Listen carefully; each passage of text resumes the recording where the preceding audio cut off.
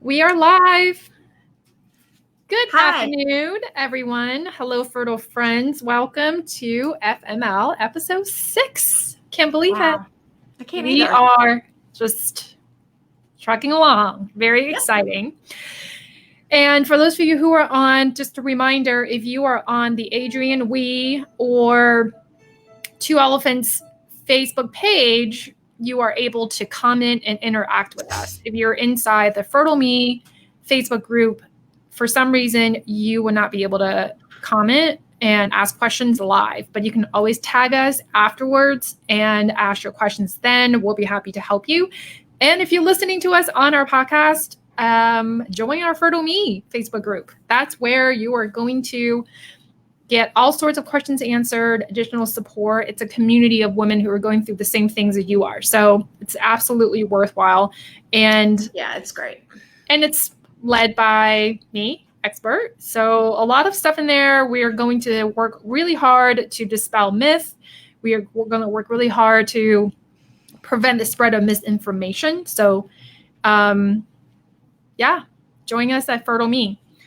Moving on. I'm excited because this is for sure going to be super controversial because it's gluten. We're talking about gluten today. Yes. The first step of the Practically Fertile methodology nutrition protocol is to cut out anti-inflammatory foods. We talked about not eating raw and cold foods. And so right now we're going to spend the next couple of weeks talking about specifically why these foods cause inflammation and why you need to avoid them. And I hear it so often. People are always like, I don't have celiac. Sorry, I don't have to cut out gluten. Right. And inflammatory foods. Yeah. Inflammatory foods. Okay. Right. Well, we're talking about gluten specifically. But yeah, I get pushback on dairy. I get pushback on sugar. And, a lot of people are like, well, I don't really eat sugar. And I'm like, yeah, but you're drinking like 3 glasses of juice a day. That's sugar. So, or wine. Anyway, so we're going to talk about gluten because we get so many questions about gluten, pushback on gluten, because people are like, I'm not allergic to gluten. I feel fine. Why do I have to worry about gluten? Mm-hmm. It doesn't upset my stomach. But here's the thing is I think most people are more sensitive to gluten than they think they are because they've lived with stomach issues for so long that to them it's normal. It's like, agreed. Wait, like you are not supposed to be bloated after you eat? No, you're not supposed to be bloated. That is a problem. So that's what I mean is a lot of people think that they don't have problems, but they do. Or they're like, oh yeah, I'm not constipated. I only go to the bathroom I go to the bathroom once every couple of days. That's constipation. Yeah. Or I get a lot of people that are like, oh, my digestion's great. I go to the bathroom every time I eat something. And I'm thinking like, oh my God, you have major Qi deficiency. Yeah. That's not good. You shouldn't be running to the bathroom every time after you eat. So maybe, I don't know if I need to just stress the importance again, and that Chinese medicine, your Qi is everything. Your digestion is everything because it affects the amount of energy flow that you're able to provide for your body. So those of you who have cold hands and feet, you could have Qi deficiency, right? That's Qi stagnation, but it could be caused by Qi deficiency because you're not producing enough energy. So then there's not enough energy flow to the extremities. And Qi deficiency could contribute to symptoms like mid-cycle spotting. It could contribute to, unfortunately, miscarriages. Mm-hmm. So, I'm going to start there is that how does Chinese medicine view gluten?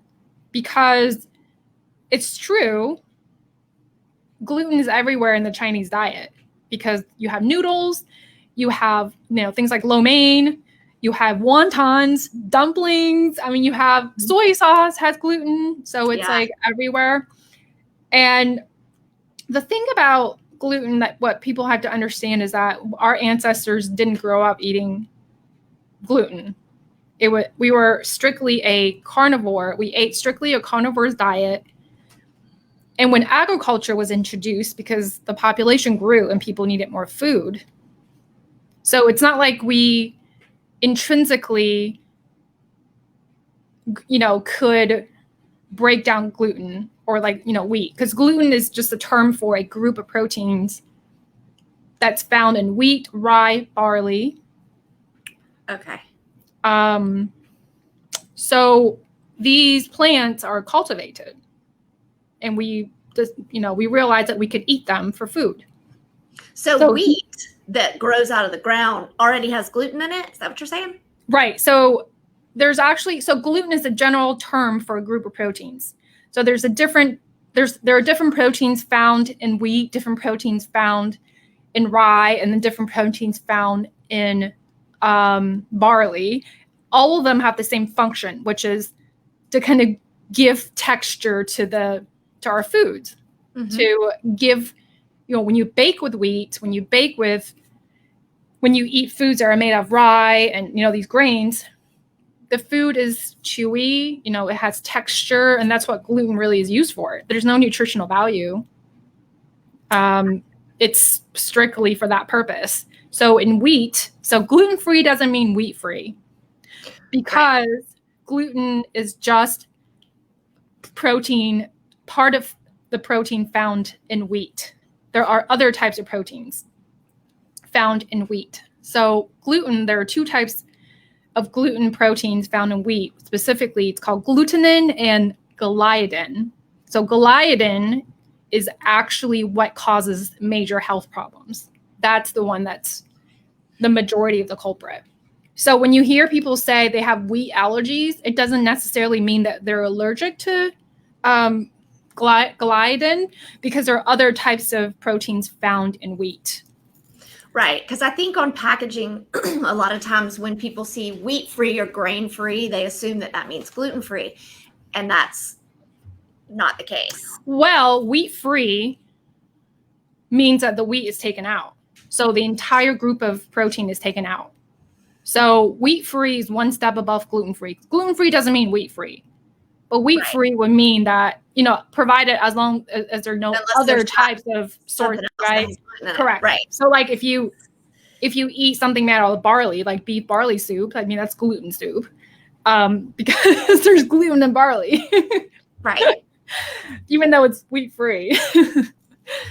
And keep an open mind too, just as we talk about this, everyone, because even though, like Adrienne said, you really can get used to these things, like the way that your pattern for bowel movements and stuff like that, and think that it's normal. But even if there's nothing like that in your life that you think that gluten is affecting, I've just heard of so many people coming off of gluten, and the way that they feel, they didn't know that they didn't know they were feeling badly because of it, or not necessarily badly, but they just didn't, they feel so much better. And so because they've lived with all of these symptoms or just characteristics of the way that their body functions, they think gluten there's no problem with it. So if you just try it, you may see that there is actually a difference. It's just something you've never experienced before. Yeah. And the thing, going back to the Chinese medicine, did I freeze? I felt like I froze for a second. Okay. So let's go back to the Chinese medicine thing. So Chinese medicine has a very different way of looking at digestion than Western medicine. So the Chinese didn't know anything about gluten-free causing autoimmune issues or causing inflammation. What they did was they observed the person. Mm-hmm. Like, are you always bloated after you eat? When do you get bloated? Do you get bloated, is it upper gastric or is it lower gastric? Is there gas involved? Diarrhea, how many times a day? Loose stool, like, is it right after you eat? Do you have undigested stool or food in your stools? Are you constipated? Or is this like alternating diarrhea, constipation? So all of the, or, are you losing weight? Are you not absorbing a nutrient? So it's like all of these that they observed are in fact symptoms of gluten sensitivity, intolerance, allergies, or whatever you want to call it. They just didn't have a term for it. So the Chinese are, so according to a Chinese medicine perspective, they recognize that even though they didn't specifically say gluten causes this, it doesn't matter because we just observed your symptoms. And, you know, if you're having some of these issues, like, do you fall asleep right after lunch, right? Like, it's an obvious sign that your spleen qi isn't functioning at 100%. Does that make sense what I'm trying to say? Because I know there are a lot of people that are going to be like, well, you know, you guys eat lo mein noodles every day. And, well, you know, so exactly. There are a lot of people who get bloated after they eat lo mein noodles, right? So they shouldn't be eating lo mein noodles, right? So they shouldn't be eating lo mein noodles. So a Chinese medicine practitioner would say, well, if you get bloated every time you eat lo mein, then don't eat lo mein. So you're saying they just decided not to do anything about it. They just recognized what it caused and they just went on eating lo mein. Well, the person has the choice. Right. Right. Like, say if you eat lo mein and you use soy sauce and you get bloated every time, and you go to a practitioner, and this person is like, you know, this is 3,000 years ago, or let's say 1,000 years ago, and they're looking at you and they're like, well, you obviously have spleen qi deficiency. Mm-hmm. So you shouldn't be eating these XYZ types of food that are aggravating your spleen qi deficiency, even though they didn't have the term, this person has celiac or this person has gluten intolerance. I mean, we have specific herbs and formulas for what we call failing to thrive disease. So the Chinese already knew about celiac disease because that's one of the top symptoms of celiac disease in children is failure to thrive. Interesting. So they've already recognized this thousands of years ago, even though they didn't have a term for it. So that was my point, is that how Chinese medicine looks at this is strictly, we just look at what are you eating and what are your symptoms, even though you may feel like your symptoms are very normal, but they're not. And, you know, gluten is glue. Anything that's glue is going to slow down your qi flow. Right. But so now we know so much more about gluten. You know, we know so much more about what's called non-celiac gluten sensitivity, or sometimes it's called non-celiac wheat sensitivity condition. And I'm going to share a study with you that was done at Columbia University that proved eating gluten, even though if you don't have celiac disease, would cause damage to your intestines. And they found that. So it's a clinical trial, so it's not an observational study. An observational study is just that they study a group of people over a period of time, right, and then they draw conclusions. And that's not very scientific, because that's how like red meat got its bad rep. Is they were like, you know, this group of people who had heart disease, well, a lot of them ate red meat. So red meat must cause heart disease, which, oh, the sun's in my eye, which, you know, we all know that that's not true. But speaking of celiac, the reason why there's a large group of people with intestinal issues that are kind of, what's the word? Like, just feels like they're just ignored because the doctors tell them it's all in their head. It's like, oh, you don't have celiac, so you're fine. You can eat gluten. But they're like, but I don't feel good. And the doctor's like, you're fine. You don't have celiac. It's on your head. Right. But celiac, and a lot of people know by now that celiac disease is an autoimmune disorder. Like, these people cannot tolerate gluten. So there's a difference between sensitivity and intolerance. Very. They do not have the ability, and humans don't have the enzyme actually to digest gluten. We don't. And that's why gluten can cause so many issues. But I think what people need to realize too, there's a spectrum of reactions. Sure. You can have the very severe, which is celiac disease. Maybe you just have loose stools whenever you have bread, and you don't put the two and two together. It's a sensitivity. Just a. Mm-hmm. Or it doesn't have to be sensitivity. It might just be your body is at the point where you just can't. You're getting into that territory of gluten is really causing inflammation in your body, and your body's like rejecting it. Okay. So the reason why celiac disease, and you know what, and the thing about celiac too, there's a very severe type, and then there's like the type that doesn't even have any symptoms, except when they do the antibody blood work, they find the antibody because the body is rebelling against itself. Right. And the thing about like celiac too is like there are these little finger-like projections in your intestinal walls. They're like little fingers that grab onto nutrients. Mm-hmm. In people with celiac disease, their villi are flattened, so they don't have the ability. They don't have the fingers. They don't have the fingers. Exactly. They don't have like the fingers that grab onto these little nutrients, so they don't absorb the nutrients very well. That's why you get weight loss, failing to thrive. You get chronic loose stools. So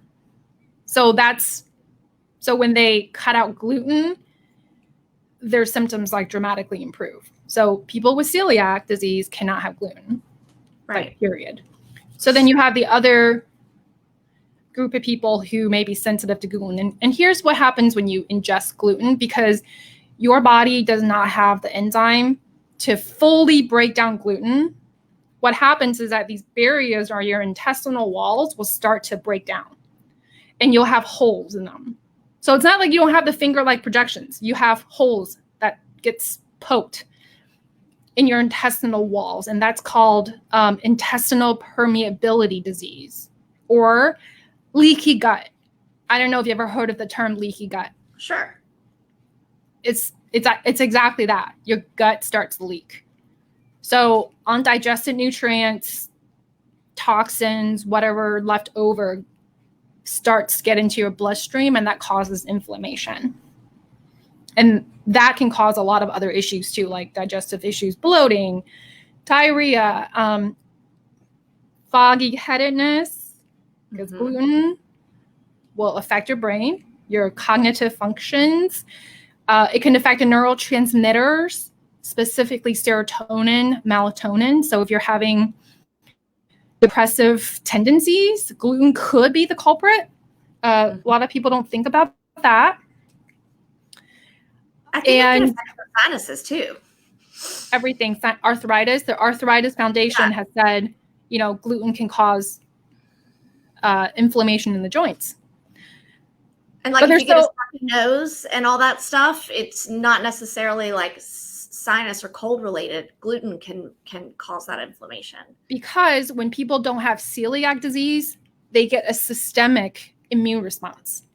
Because your body doesn't recognize gluten, it will release a lot of immunoglobulin E, which is one of the immunoglobulins to fight allergens.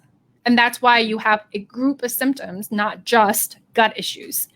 So that's why I think people poo-poo like, oh, I'm okay with eating gluten. But meantime, they have all these other issues, joint pain, sinus stuffiness, and inability to concentrate. And they're not sure, like they don't correlate that with having eaten gluten. Sure. So to be clear, celiac disease is celiac disease. We talked about that. But any human does not naturally have the capability to break down gluten. So whether or not you think you have symptoms, it is causing Correct. It's causing inflammation. Yep. And to have poor digestion and lots of inflammation directly affects your fertility. How? Well, 100% inflammation means that your body's fighting a foreign invasion of allergens and pathogens. And and I'm glad you asked that, because people are like, well, what is inflammation? Are there ways to know if I'm inflamed or not? Well, inflammation has so many symptoms because it's just a general term. Inflammation's everywhere. You could be inflamed when you have stuffy nose, like you mentioned. Mm-hmm. You could be inflamed when you all of a sudden pack on 5 pounds. You could be inflamed when your skin starts to break out. Those are all signs of inflammation. It just means that something's happening in your body and your body's having a reaction to it. Seasonal allergies is a perfect example of inflammation. You go outside, all these immunoglobulins start to go crazy, and that's why you have all of these symptoms, is your immune system going into hyperdrive. It's something in your body that your body doesn't want there. Well, it's fighting, right? It's inflammation. So it's fighting. It's not, your body is not in the most healthy state. So when you have inflammation, your body is going to fight this inflammation. It's not thinking egg quality. Like, oh, I'm about to ovulate. Let me go and make this perfect egg for the month. It's thinking like, I got a fire I got to put out here. Like, this person's not feeling great, right? Like, I have this big hole in my intestinal wall. I have to go and plug it up. The good thing about leaky gut, though, is it's not permanent damage. You can fix it. That's exactly what I was trying to bring it back to, because although I know I ask it and we say it all the time, once we talk about intestinal function for half an hour, I think it's just easy to think, what, I don't want to talk about my intestines. I want to talk about my fertility. Mm-hmm. So it's important to just keep driving home. It distracts your body from your fertility. Yeah, it overworks your body. It stresses your body, and that's why we have to combine Chinese medicine with modern medicine, because one medicine alone cannot explain, right? Like, if maybe it's a big aha for you when I say, well, inflammation causes qi deficiency, which qi deficiency then causes all, it could lead to blood deficiency, qi stagnation, and that's how it affects your fertility. Maybe for you, you're like, oh, I get it. Right. On the flip side, if I say, well, qi deficiency symptoms involve diarrhea, loose stools, bloating, these are all the symptoms that you could get when you eat something that's like gluten that causes inflammation. So maybe you're like, oh, I can correlate spleen qi deficiency with inflammation when I eat something that causes inflammation, because inflammation can come from environment as well, right? We're just talking about one type of inflammation, right? That's food. The Bath and Body Works lotion you put on your body, I mean, that's inflammation because it's full of toxins. So I think it confused me at the very beginning, not of this conversation, but when I was trying to wrap my head around gluten or inflammation in general. Is inflammation to me means something is swollen. Mm-hmm. It can. But to just say inflammation in a general term is your body's way of fighting something that wasn't inflammation to me. Inflammation means something is inflamed. Right. But why was it inflamed? Is that your body's trying to prepare, like your body is trying to repair the injury. Yeah. Right? So you don't necessarily have to see what a simple mind like mine would see as inflammation. Your ankle doesn't have to be swollen for something to be wrong inside your ankle. Correct. That's what I'm trying to say. Yeah. And you could just feel really yucky and you can't put your finger on it. Mm-hmm. It could be something, it could be inflammation. It could be, right? So it's not all in your head. There's a real explanation for it. Right. I drank 3 glasses of wine this weekend. I really did. And I felt super inflamed. I bet you did. That's the thing about me. Like, I don't pretend to be perfect. But yeah, so like immediately the next day, I felt super inflamed because I was bloated. I was super swollen. Like, I was retaining water. I was grouchy because I was just like, I was detoxing maybe a little bit. And I just felt like really gross. So the good news about inflammation is that you can work on it to reduce inflammation. Right. And so so say that we're convinced that we need to cut out gluten, or at least try this week and just see what happens. It's going to benefit our fertility, obviously. So just to wrap my head around it generally, to approach gluten-free diet, do you focus most on vegetables, fruit, protein? Like, you can't just cut out bread. You know what I mean? Like, what are some things that have gluten that you don't necessarily think do? Like, does rice have gluten in it? It doesn't, right? Mm-mm. No. It does. Potatoes. No. And see, I No. think I automatically think anything starchy has gluten in it, and that is not correct. Because gluten is protein found in wheat, rye, barley. So anything made from wheat, absolutely. So like bread, wheat bread, whole wheat bread. That's Pasta. gluten heaven. Pasta. Anything made from wheat will have gluten in it. So, but there are so many things that have hidden gluten in them. Oh, there's so salad many. dressings. Salad dressing. I mean, soy sauce. Potato chips, even though they're made out of potatoes. Yeah, pickles have gluten. So you got to be really, really careful. And I think too sometimes like before I get to that, I wanted to like there's one thought that I wanted to share before we get to the hidden sources of gluten. Is that one thing that Chinese medicine, and I'm a big proponent of too, is prevention. Don't let your body get to loose stools every day and food coma every day, and then you're like, well, something is wrong with me. If it's so much easier if you could just proactively do all of these things, because and guess what? You do all these things where maybe your neighbor's like laughing at you. They're like, oh my God, like this girl. Because I hear that a lot from people. They're like, I can't even go out to eat because I just feel like I'm such a drag on my friends because I have to ask for gluten-free, dairy-free, no water, no ice in my water. I have to like customize a meal for myself. And I'm like, why? Like, why do you feel this way? Like, what is it to them that you have to eat this way? Right. So anyway, I mean, that's another conversation, but it's like, there are also ways to eat gluten-free without saying, hey, can I get your gluten-free pasta? Don't eat pasta, eat vegetables. Right. Like it's just one night at a restaurant. Order something that's naturally. You know what? If you're like, I just don't want to like talk about it with my friends. I don't want to be like, laughed at. Then eat the gluten for a day.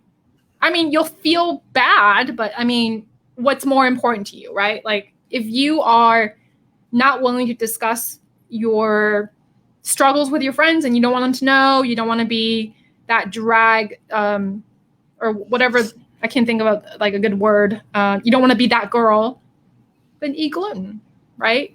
Yeah, or I mean, if somebody orders an appetizer for the whole table and it's got gluten in it, don't be like, oh no, don't order that because it's got gluten in it. Just don't eat it. Don't eat it. Don't say a word. I'm not hungry. This is the thing that I talk about a lot when I talk about alcohol because I don't drink alcohol. If anybody's heard this before, they'll know that. It's amazing how little people pay attention to anyone except themselves. If you think someone is thinking, wonder why she's not eating that. Is it because it has gluten? Is she gluten-free, dairy-free, all that other crazy stuff? They're not thinking that. They don't care. If you don't bring up that you're eating gluten-free and you just don't have a bite, nobody needs to know. And if they ask about you, you're on a special diet, why? Whatever. What's it to them, right? You're doing this for you. You're not doing it for them. So anyway, prevention is huge because I'm just going to say this again and again and again, and I hope someday it will sink in. All this hard work that you're putting in now, when you get pregnant, you're hitting the ground running. You've already done all this prep work. Your baby is like super duper healthy from the get-go. So it's worth it, right? Don't think of this as a chore. Don't think of this as like, why do I have to do all this and other people don't? You are preparing, like you are doing all of this just so that your baby can have the best start to life. Yeah. And you're already ahead of the pack. You're starting parenting now. Exactly. So let me read you the study, the result from the study. The reason I have it pulled up is because I don't want to mess it up. And I want to get really technical and talk about this. So this was a study done at Columbia University in New York City. And what they did was they studied 80 people. So they enrolled these 80 people 40 people had celiac, and 40 people, they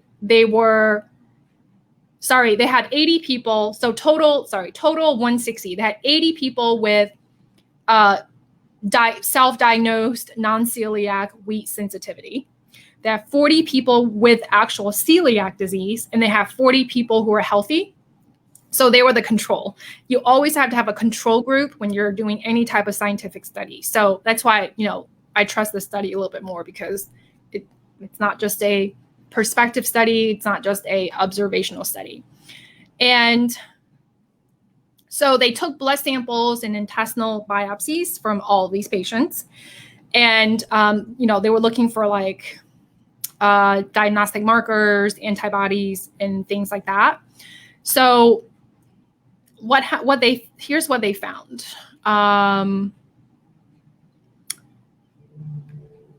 So what they found was subjects. So these 80 people in the self-diagnosed non-celiac wheat sensitivity group all had systemic immune activation, which means they were having antibodies.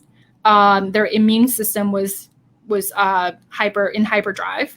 Mm-hmm. And they had elevated, it's called, histamine? Lipopolysaccharide binding protein. They were elevated in this group compared more than the group in celiac and healthy control groups. So in other words, this means that bacteria and other microbes from the gut, like I was talking about the leaky gut, from the gut are starting to leak into the bloodstream. And that's causing a low-grade chronic inflammatory response from the immune system. And this is what Columbia University writes, right? Chronic inflammatory response from the immune system. Mm-hmm. Then the biopsy also showed damage of the non-celiac sensitivity group. The intestinal wall damage was similar to that of celiac disease. So even those people didn't have celiac, it was starting to damage them. Okay. So these people went on a 6 months gluten-free diet, and guess what? All these markers went down. So I thought this was like super, super interesting. And again, like I just think that a lot of people are sensitive, but they don't think they are because they're so used to the symptoms. Sure. Or I talked about before, I always say in Chinese medicine, there's like a wide range, right? You can be blood deficient, temporarily blood deficient, or you can be chronically blood deficient. You can be very blood deficient or very little blood deficient. And it's the same thing with this, is that gluten is going to cause your body to produce a immune response. It is. And if it's just temporary, no big deal. Your body can bounce back. If it's chronic, day after day, it's going to cause a leaky gut problem for you. Yeah, and even if, again, just like you said, even if you don't feel any of these sensitivities, you don't have loose stools, you don't get bloated, it's still doing the same thing to the inside of your body. Which you just don't know. Right. That you just don't know. And too bad if you can't feel it, but it is taking away energy that should be going towards your fertility. Yeah. And if this is one thing you can control, right? Because there's environmental damage, there's stress from work, stress from your family, stress from friends, like whatever stress, because stress causes inflammation as well. Mm-hmm. There are a lot of factors you can't control. So why not control this one thing that you could control, even though it could be really hard? It could be really, really hard, but it's the one thing that you absolutely have 100% control over, because you could say, I don't want to eat gluten anymore. Yeah. But you can't tell your boss, whatever. Can we use the F word on here? I don't know. I don't want to be kicked off Facebook, but we can. Right? You can't give him the finger and say, go fuck yourself, right? I mean, you can, but only if you're ready to lose your job. So there's a lot you can't control. You can't control how he acts or she treats you. Right. That's my point. Yeah, for sure. And also you don't have to, I am very emotionally attached to certain types of foods.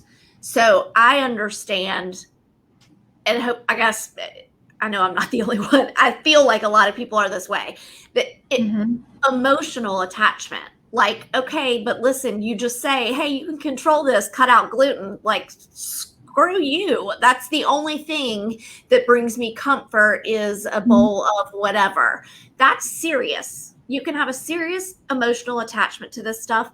You don't have to stop eating gluten in the next hour.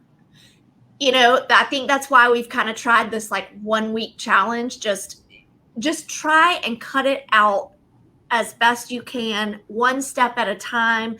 This is a long-term lifestyle process that we're going to go through. Like, the emotional stress is just do it step by step. You don't have to, or if you mess up, like Adrienne said, and you're out and you eat something and then it was gluten because somebody wanted you to try it, it's okay. You know, I mean, the 80-20. Yeah, right? we're not saying you can never have a bowl of macaroni and cheese again, because try it with gluten-free pasta and it just doesn't work. Okay, I'm going to tell you that right now. So we're not saying, it doesn't. So we're not saying that you can never have macaroni and cheese again, but it's that 80-20 rule. Like, don't let the thought of this overwhelm you completely and stress you out. You know, just with every choice you make, try to go gluten-free. And there's a lot of different options that I think once you really start investigating this diet, you'll see that there are a lot of really great options that you probably weren't aware of. Yeah. And I gluten just put that in there because I love gluten. You know, I do. And I know a lot of other people love gluten. And yes, we have a choice to cut it out, but it can be really difficult, and that's okay. Yeah. And also, gluten also, I forgot, gluten plays a role in Hashimoto's. So it does affect the thyroid. Wow.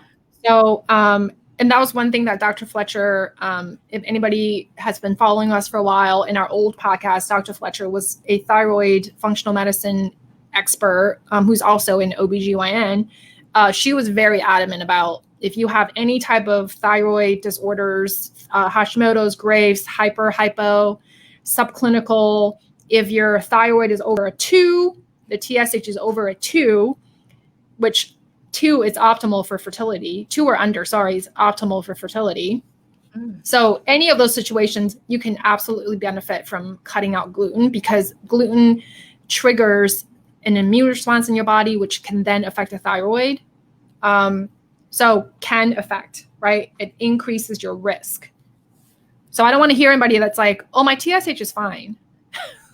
It can increase your risk. By the time you get to that point, it's going to be very hard to dial back down, to reel it in. Exactly. Yeah. And this goes back to, even if you're not experiencing even a lot of fertility issues, and your levels are good or anything like that, it goes back to prevention, just for a healthy body, for prevention, like not to get pregnant necessarily, but to be a healthy person, to be a good mother and nurturer to your future generations. Well, let me just give you an example of how I believe that we all need to do the best we can. We all need to, achieve the 80-20, because that's my formula for happiness in anything, not just when it comes to diet, but for anything. So an example of that is my parents live like 10, 15 minutes away from us. We don't see them because, unfortunately, due to COVID. But my mom, for many, many years since they moved here, like 5 or 6 years ago, she always cooks for us once a week. And even during COVID, she will make dinner and have my dad like bring it over. They live like 15 minutes away. Now, it's full of gluten. They use soy sauce. I mean, it's traditional Chinese food. They use soy sauce. There's noodles. There's all sorts of hidden glutens everywhere. But do I eat it? Of course, right? I'm not going to tell my mom like, hey, can you please like not use soy sauce, or can you please use gluten-free noodles? Because first of all, I love my mom's cooking. And secondly, she's going out of her way to do something nice for us. I'm not going to say no to her. Of course. So my husband and I and Genevieve, every week, we eat grandma food for a couple of days. And sometimes we get bloated. Sometimes we have reactions to it. But that's what I mean by you don't have to 100%, right? Like you have to kind of do this 80-20 thing, and you do what works for you. If you're out with your friends, if you're today, you really want pizza, like I encourage you to eat a slice of pizza and not worry about it, because you can always hop back on. And I think a lot of you crash and burn because all the experts out there are yelling at you and they're saying, well, all or nothing. Why are you still eating gluten? This is the reason why you're not getting pregnant. And I think that's like all bullshit, because I 100% do not believe, I believe that we're always a work in progress. So I rather you establish healthy habits now, reap the benefits, and really start to see, wow, I really do feel better when I don't eat these foods, because I want you to carry this habit throughout your entire lifetime. Mm-hmm. And that is why I'm not worried when you fall off the bandwagon and you have like a cheat day here and there.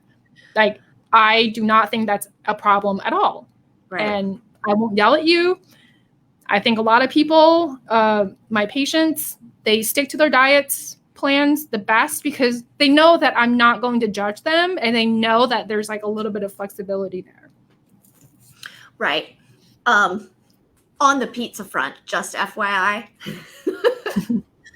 I highly recommend cauliflower crust. Oh, I love it. Yes. As opposed to a gluten-free crust.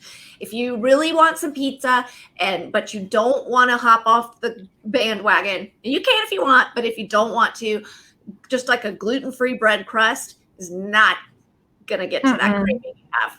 Cauliflower crust is a better bet for that if you're not going to do gluten. It's delicious, and you can't even tell the difference. You really can't. We are short on time. Would love to challenge you all. I've done it. Try this week maybe to start cutting out gluten. And if you want to comment here or send us an email or tag us or whatever and let us know any good gluten-free options you found or anything that you are finding or feeling good with the gluten, then we would love to hear from y'all on that. But next time, so Adrienne, we're still going to be talking about inflammatory foods to cut out, right? Yeah. We'll talk about dairy. And then sugar is going to be a pretty big topic, because I want to talk about, we can do it next week as well, but we got to talk about insulin resistance at some point, because so much of my diet protocols are to prevent insulin resistance, which just because you don't have PCOS, diabetes, or if your blood sugar glucose levels are normal A1C, it does not mean that you are not insulin resistant. Because guess what? I had somebody who was like, I'm not insulin resistant, and then everything was hidden in the cholesterol. So there. Healthy, skinny, through the roof triglycerides. And what are triglycerides? Fat. Three fats form triglycerides. Yeah, skinny definitely doesn't equal healthy. So we'll talk all about that, because it had everything to do with insulin. Insulin resistance was the reason why like this person was storing fat in the liver. Anyway, a little bit of teaser there. So maybe we can talk about it next week. We might have to break it up into two, because I'm super passionate about the subject. Yes, I can tell, because I'm interested in dairy too, but we're going to get to them, y'all. Sugar and dairy are next up on the list. We're going to cover it all. And you know what? If you are listening to us, just follow the homework for you every week. And you'll see that we're pretty much following the Practically Fertile methodology. So at the end of in a couple of more weeks, you're going to have the whole methodology. And exactly. And then you can retake your pattern quiz and retake your fertile cycle quiz, and I guarantee you'll have different results than you did before you started. I'm sorry. We're going a little over, but I need to tell people where to find the pattern quiz and fertile cycle quiz. Okay. You can go to 2 elephants, number 2, elephant with an F.com/pattern quiz, and that will take you to the pattern quiz. Or you can go to adrianwee.com/fertile cycle to get your fertile cycle score. So we're in the process of streamlining everything, so things are not on 2 different websites, but for now, like, that's what you could do. Yay. All right. Thanks for all your gluten expertise, Adrian. There's so much more to talk about, so if you have any other comments, questions, let us know. Yes. Bye.